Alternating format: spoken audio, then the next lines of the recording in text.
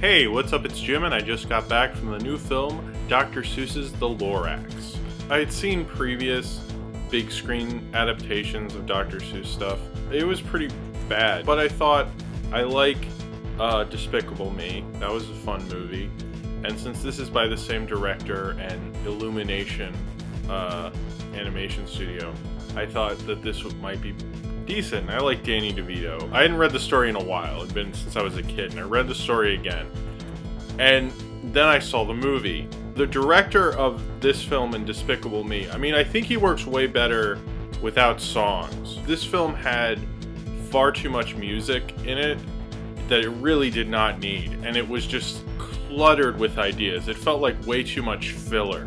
There was not enough just movie in here, really. I wish it had been more of a faithful adaptation.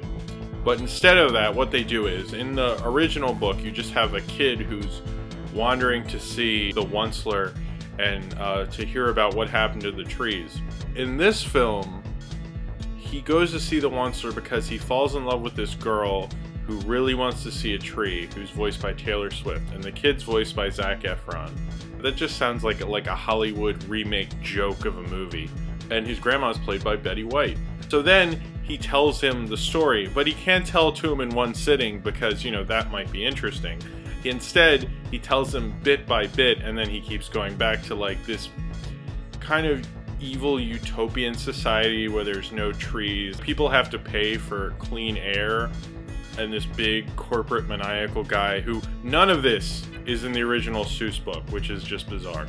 And so you're following like this weird plot when really the book is all just the Onceler telling the boy this tale about how he got rid of all the trees. It's like it doesn't have enough respect for the story to let the story be itself.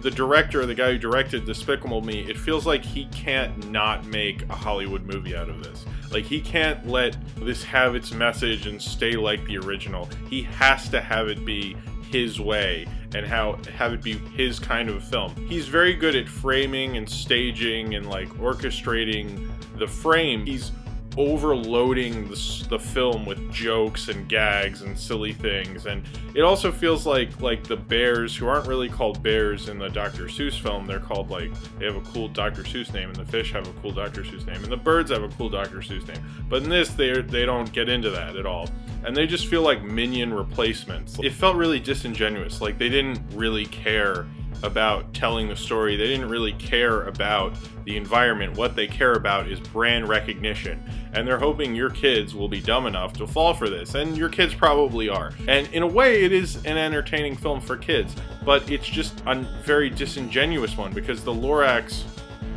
is really about something.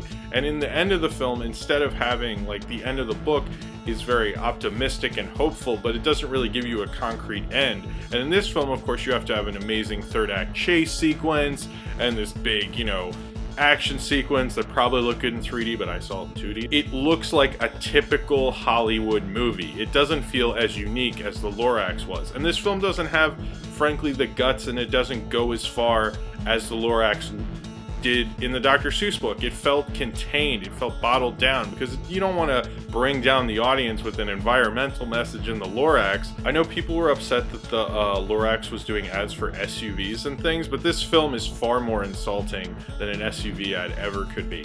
The Lorax actually comes back at the end because, of course, they fix the environment, and then it's all okay again. Instead of like, it's your job to do this and fix it. And instead we see like these characters did it. Illumination, you know, they're not my favorite studio really. I mean, I like Despicable Me. I don't love it. I don't think Illumination should take something on with like any sort of real ideas, you know, like at least this heavy. I think it's much better at personal relationships, and they kind of failed pretty miserably. I don't think the people who are directing these Dr. Seuss movies, none of these people should direct Dr. Seuss movies because they don't have the heart, the spirit, or even the ideas to really appropriately do a Dr. Seuss movie. You know, all they want is brand recognition. And that seems to be equally distasteful and dishonest and disingenuous when you're directing a film like, I don't know, The Lorax. So if you have seen The Lorax and you would like to talk about it, then comment below in the comments, and subscribe if you would like to. And I like Danny DeVito as the Lorax, even though he's not used very much.